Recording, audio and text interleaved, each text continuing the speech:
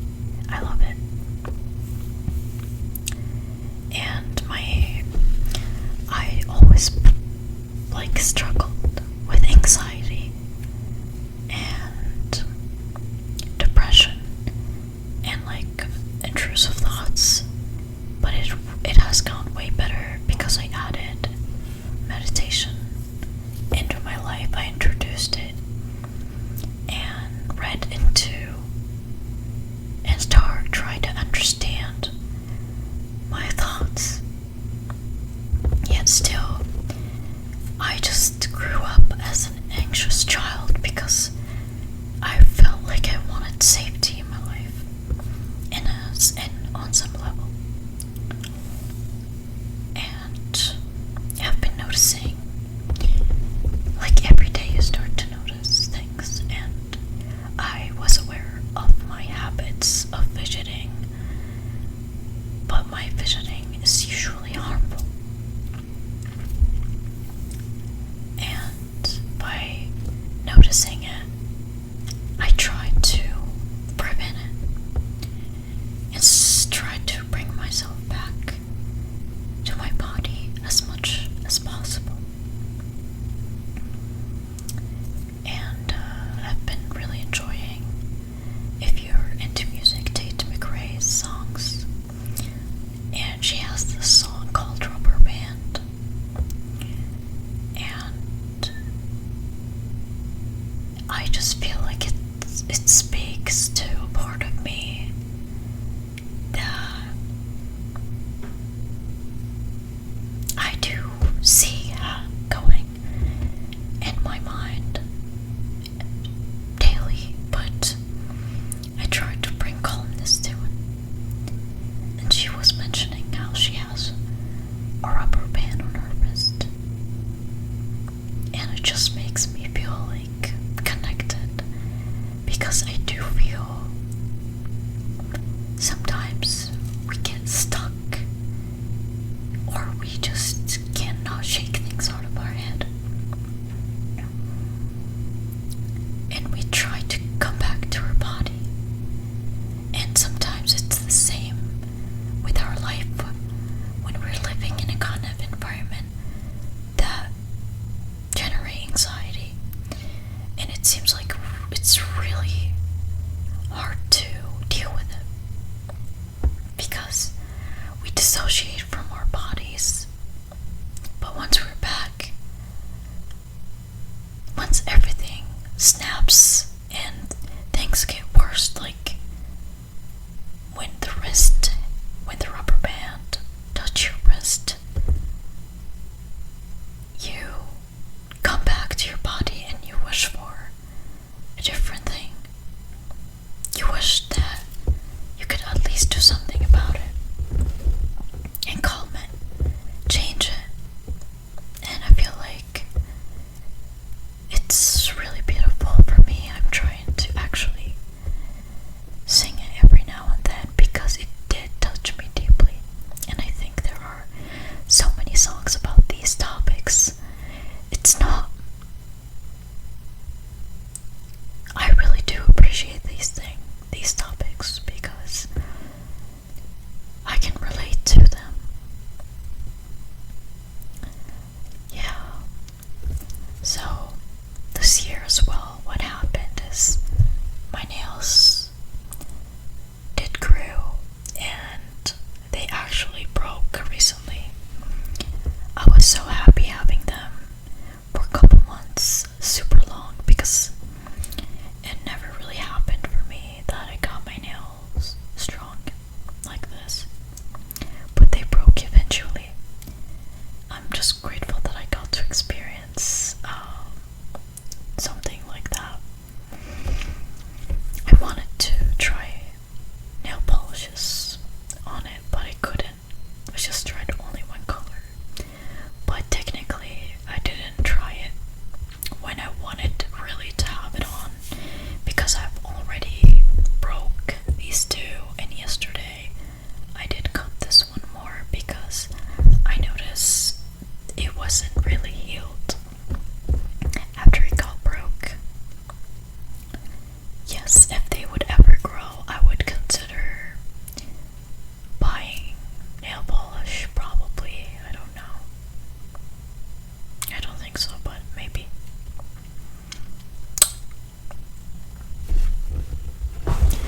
So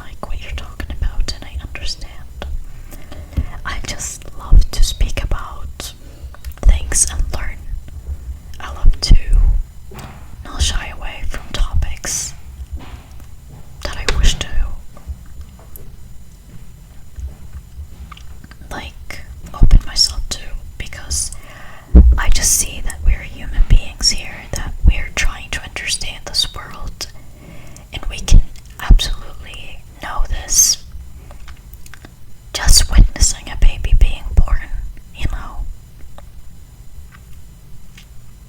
And I feel like this state start to leave us, the curious, open,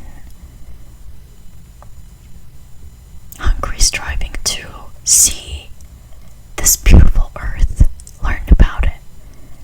They try to strip that and only teach you what you should be, what they want you to be, according to who you are, where you're from. And I find this really, really sad. Because we are free human beings, and as long as we're not hurting anyone, we should open and learn about others.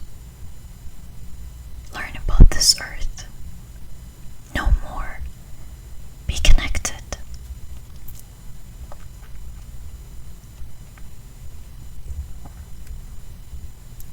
And I feel like food does that. Honestly, why I appreciate food, because it brings people in a way.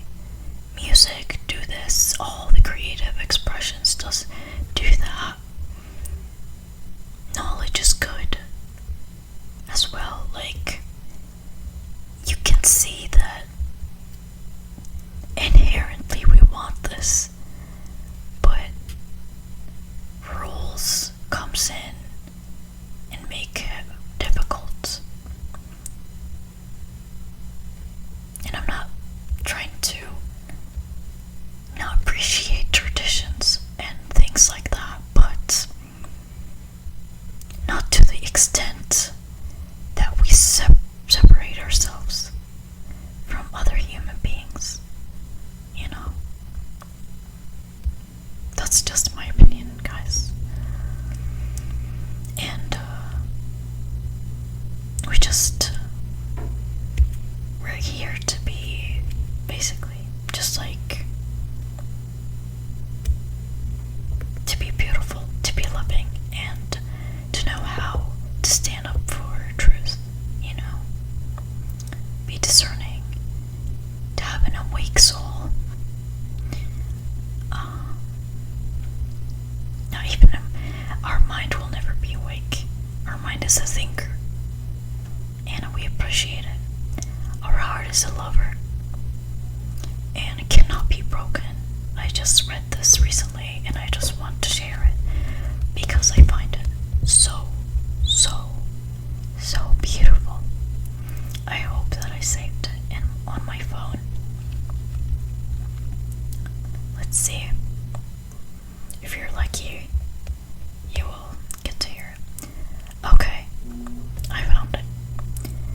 The heart itself cannot break, for its very nature is soft and open.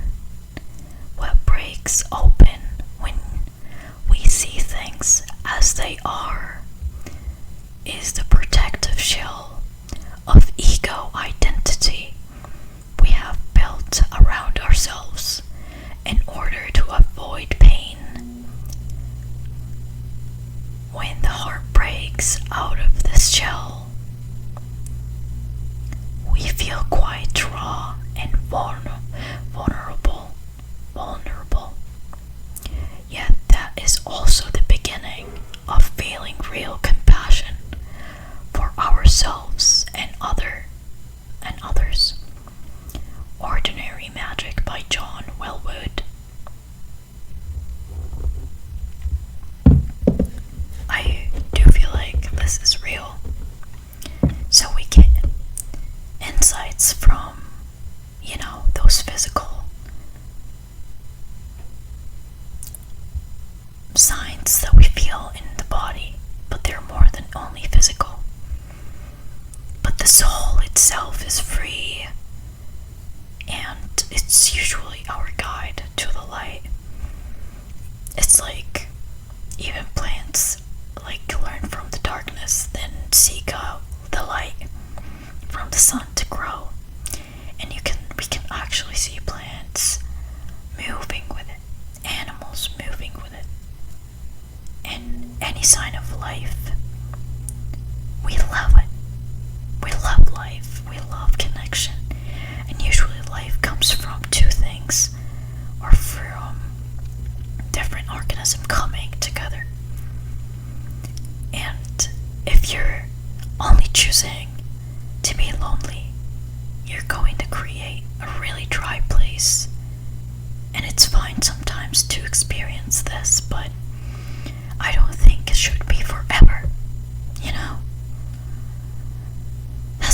see.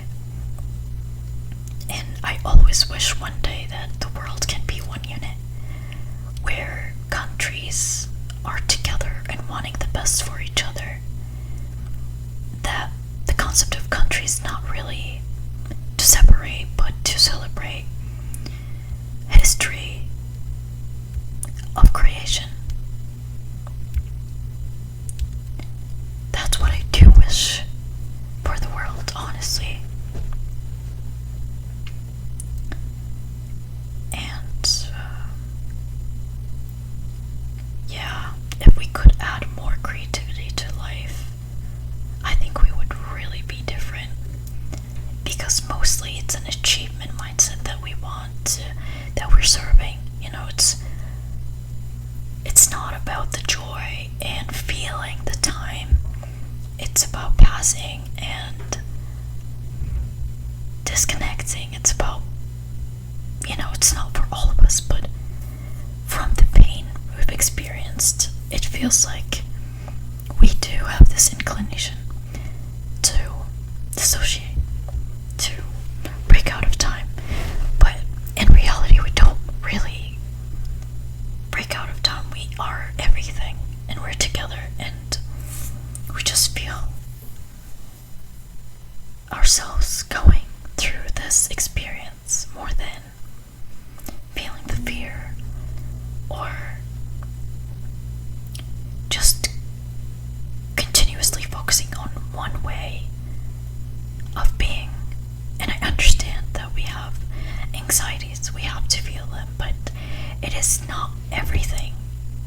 No, we have like other things that are built up into us as sentient human beings, just like every other thing in the world.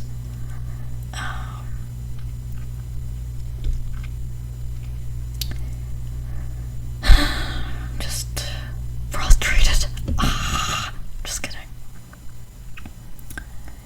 Maybe one day I'll consider singing, but I'm training.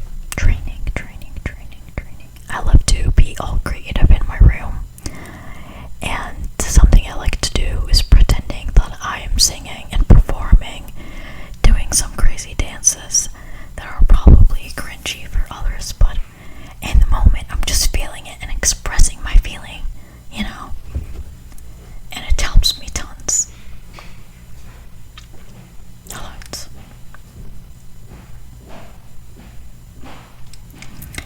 Just like I'm happy that I let myself be, and I learned to love myself. And it's not easy because it's not every day that you feel like those emotions. But I want to appreciate the being, my story, everything. I want to feel like it is here, and by being here, it's already a good thing.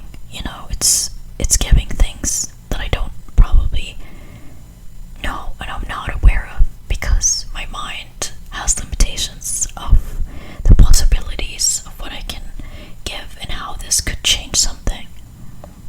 Let's just be real, guys. So yeah, I'm just here motivating you. If you have like a hobby or something, please practice it, even for 10 minutes, because I know life is stressful and you wouldn't want to do that. You would just want to go on your phone, scroll, and decompress. I get it.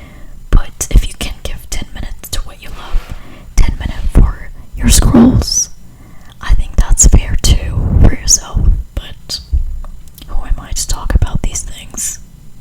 I'm not a therapist or any of that. I think I wanted to heal myself, and I don't really have the money to get a therapist, but I really wanted to change. I was praying that my heart could be better, that I can feel, that I can